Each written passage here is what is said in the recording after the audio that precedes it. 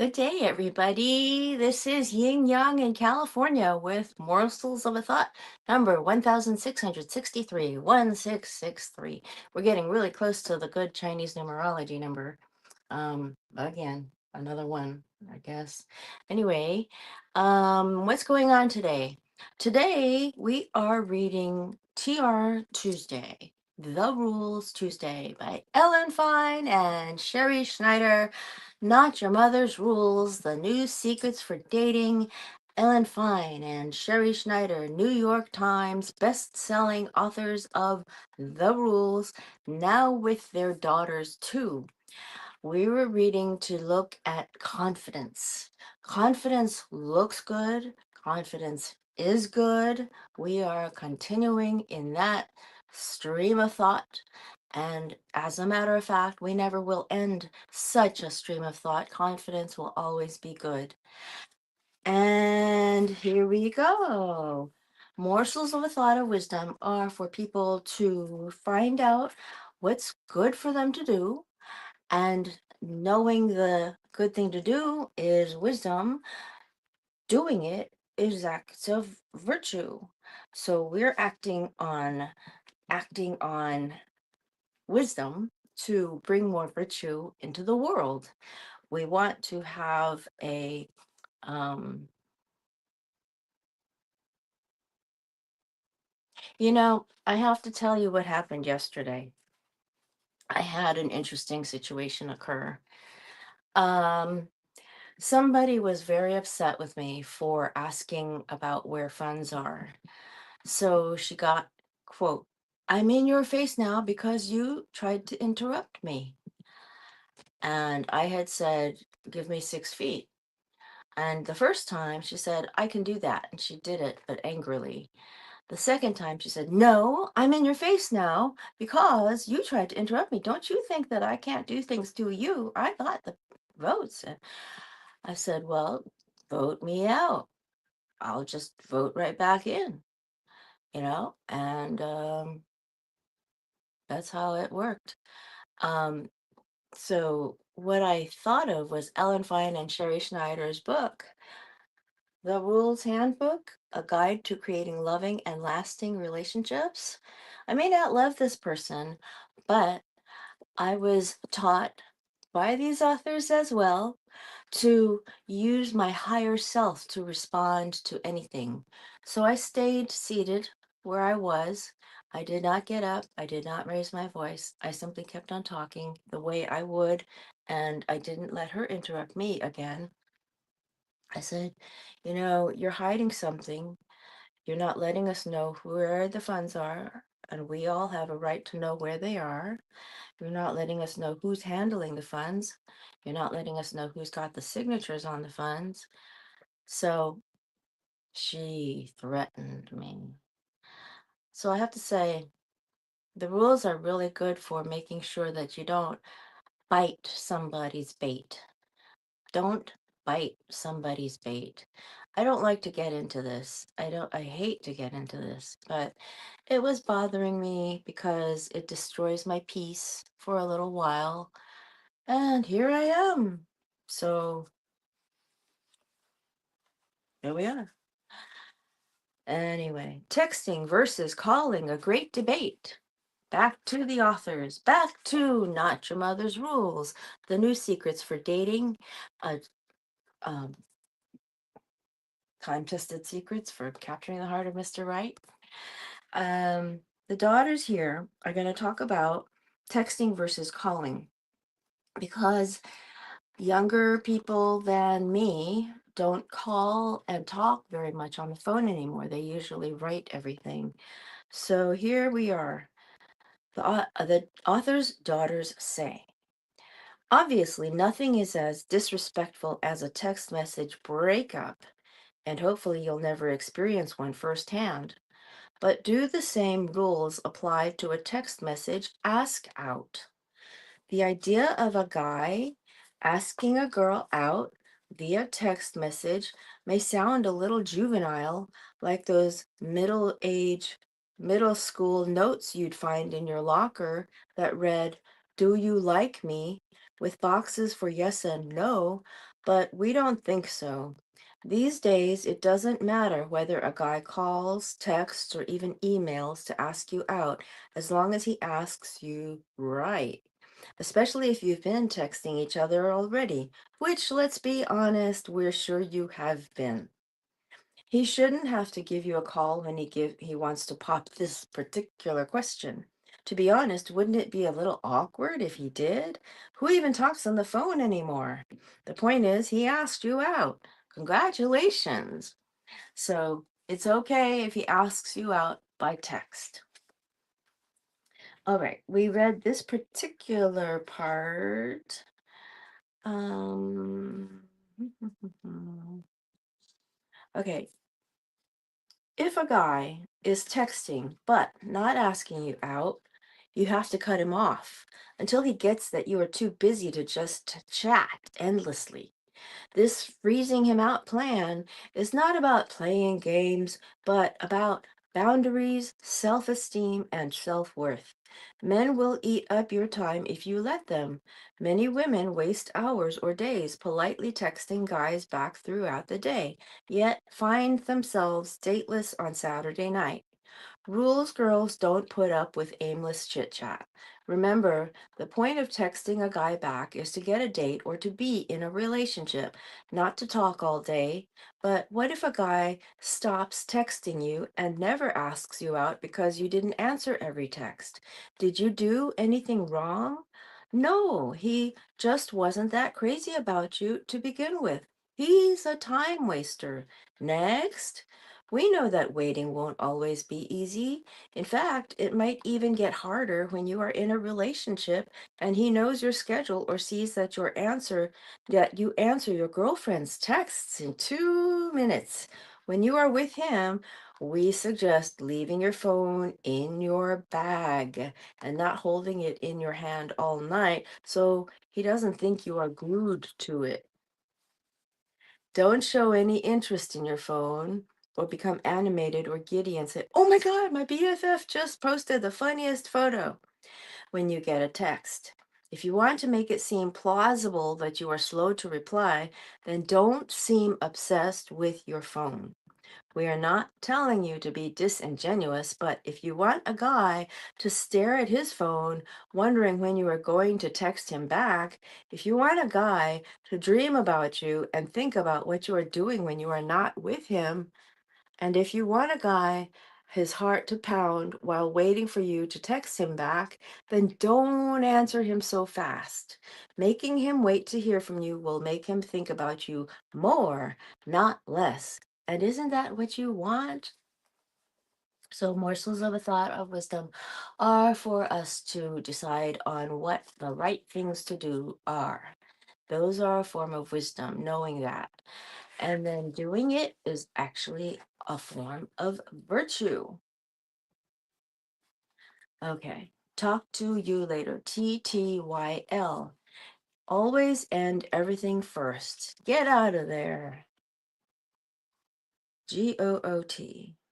In our first book, we told you to end phone calls first. The same rule applies to every new form of communication that has cropped up since then, and to dates, too. We call it getting out of there. GOOT. I call it GOOT. The authors haven't said that, but I am saying, sorry, GOOT in my head. Why? So you don't talk too much and you leave him wanting more. Remember that sometimes reverse psychology works best. If you want more from a guy, give him less. The busier you seem to be, the more curious or interested he'll become. While all of this newfangled or old communication, from calls on the landline to video chatting on the computer to text chats, just while all of this newfangled or old communication, from calls on the landline to video chatting on the computer to text chats to Skype, is about wowing a guy with your fascinating personality and showing him how cultured and witty you are, it's also about, quote, getting out of there, end quote, in 10 to 15 minutes of active chatting so that he is forced to ask you out if he wants to continue the relationship. GChat and FaceTime are not dates. Some women feel rude or disingenuous about ending chats first, but it's not a game. Doing so indicates that you have a full schedule and healthy boundaries. Are you with a friend, at a meeting, at the gym, in class, or with your book club? Guys who wonder where you're off to are more likely to text again and ask you out, even if they claim that they are receptive to girls who chat openly and frequently. If you are worried about being perceived as abrupt, remember that guys have no problem ending a conversation first. You could be in the middle of a great chat and then bam, he says he has to go. The football game just started or his roommate just walked in. Remember that guys can be your adversary. They have the power to turn it off in an instant, to never text again, or to never ask you out. You can protect yourself by ending every interaction first.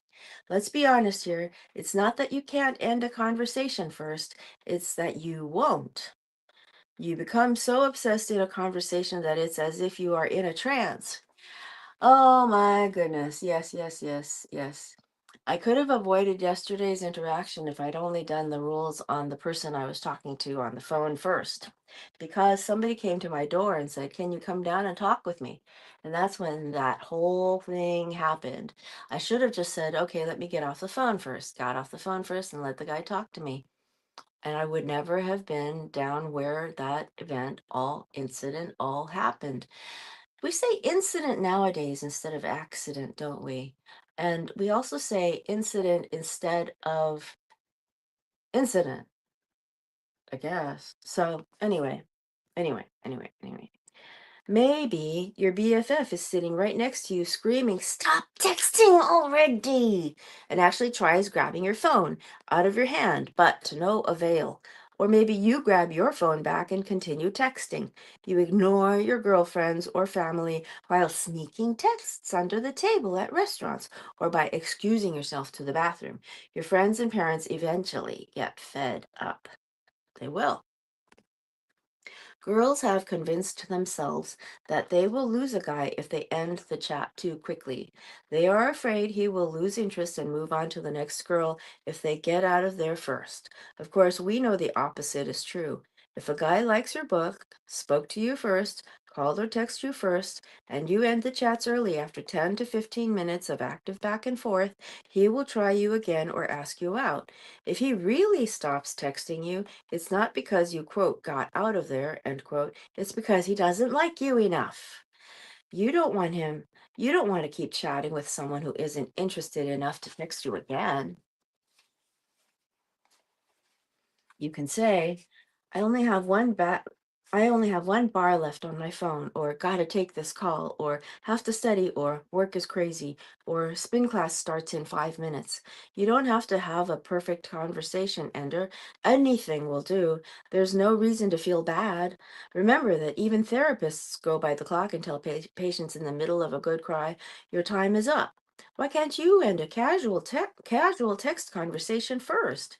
If you can't figure out something creative, just write, "Sorry, gotta go!" Exclamation point.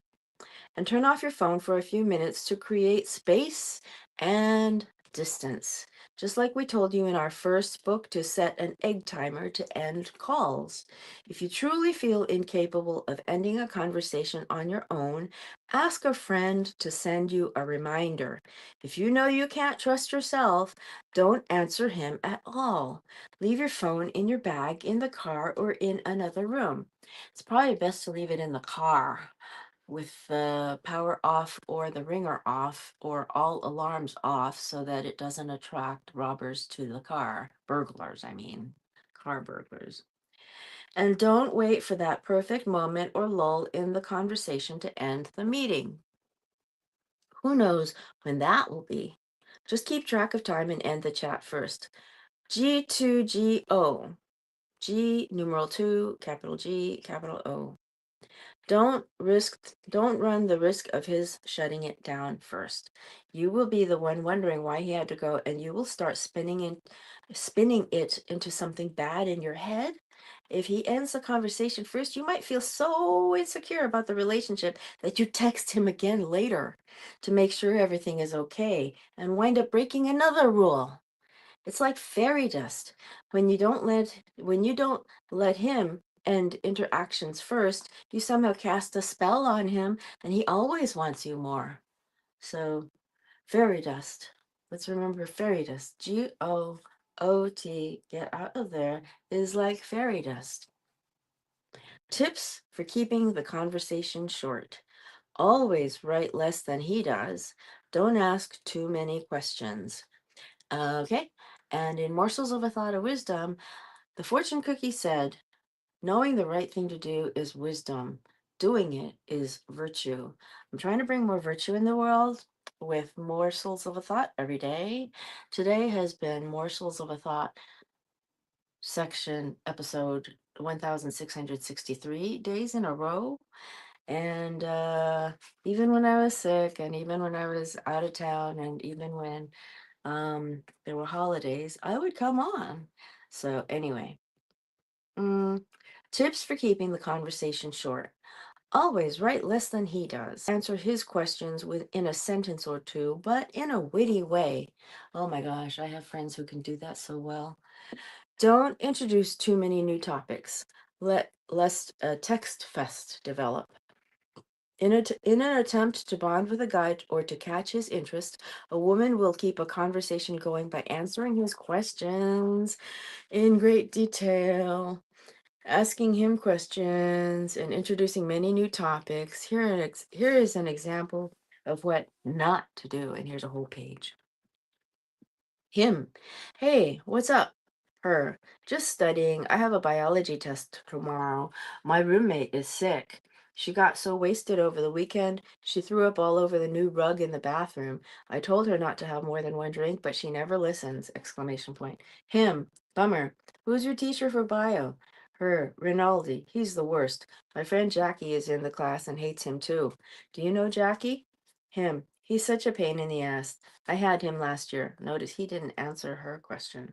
Her, I know. I should have switched. I made such a mistake. Maybe you can help me study? Him, so I guess you're going to be up late? Her, yeah, this is looking like an all-nighter. What's up with you? Him, exams, but it's cool. I'm more worried about the football game on Saturday. We play the Boise State Broncos.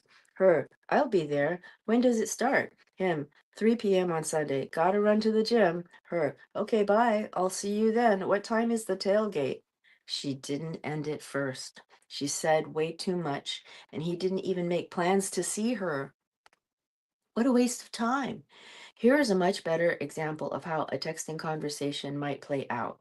Him, hey, what's up? Her, 30 minutes later. Studying, just one word. Him, yeah, me too. Biology is kicking my ass. So what's up for the weekend? Want to do something together? Her, 10 minutes later. Sure, that sounds like fun! Exclamation point. Okay, gotta get back to the books, dot, dot, dot.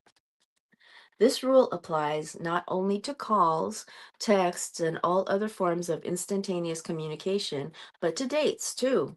A first date for a rules girl is 1 to 2 hours for coffee or drinks, or a couple of hours for a study date at the library, not hiking and biking for hours on end, or an all day outing at the beach. Too much too soon is never good for a relationship. Besides, it's easier to end a coffee date or drink date in 1 or 2 hours than it is to end a day at the beach. That's why we politely decline first dates consisting of dinner and a movie or an outing to the amusement park. A guy will usually come on strong in the beginning and try to get a marathon first or second date if he thinks you'll let him.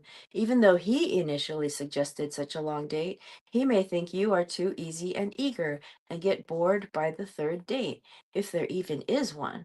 You need to pace the relationship and let him gradually get to know you so he doesn't get too much too soon and move on to the next girl. Your answer to a guy who suggests driving to the park for a picnic or drinks, dinner, and dancing for a first date would be, "Drinks sound good to me!" Exclamation point. End that. After 1 or 2 hours, you can look at your watch and say, "I'm having a great time, but I really have to get going." If he asks why, you can just say you have a really big day tomorrow. If you don't have to say, and you don't have to say with what, it's none of his business. If you feel that you must justify it in some way, you can say you are busy with school or work or have an early morning session with your trainer. Be as mysterious as you can. In other words, you can say something general, like they just said, or say the one thing you have an early morning session with your trainer, but don't talk about anything else that's supposed to happen in the day. If you are in college and your date consists of hanging out at a party or two, end it before he does. Never extend a date with, "Let's see what's going on at Club G," or "Let's go to another bar." And even if it's his idea to extend it, you should still say you can't. Let me tell you, I had a situation where all of the people that were having problems with me, I had problems with because I would answer the call, and I would answer the call twice in a day or once in a day or almost every day. And then I got accused of stalking, and I sued the guy and I got a judgment. But boy, oh boy, you can't say it wasn't a lot of trouble. So don't even bite. If they offer to extend the interaction, don't even bite. If you don't follow these rules about getting out of there first, you will not be a challenge. If he wants to spend more time with you, he can and will ask to see you again. A second date should be 3 or 4 hours for dinner. A third date can be dinner and a movie for about 5 hours. A fourth date can be dinner and a show and coffee afterward for about 6 hours. But you end all these first. You get out of there. Of course, this rule is probably the exact opposite of what you want to do. When you meet a guy you like, you don't want the conversation or date to end. You want to know everything about him right away: his college major or where he works, what car he drives, his favorite sports team, what he likes to do for fun, why his last relationship didn't work out, his 5-year plan, and above all, how he feels about you. And you want to tell him your life story too. But marathon dates kill any mystery. Make him want to ask you out and ask you out again to learn more. And don't always be available. Okay?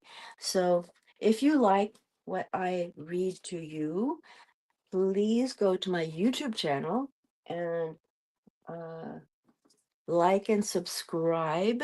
My YouTube channel is, golly, you have to look for Morsels of a Thought, and you have to look for Yin Yang.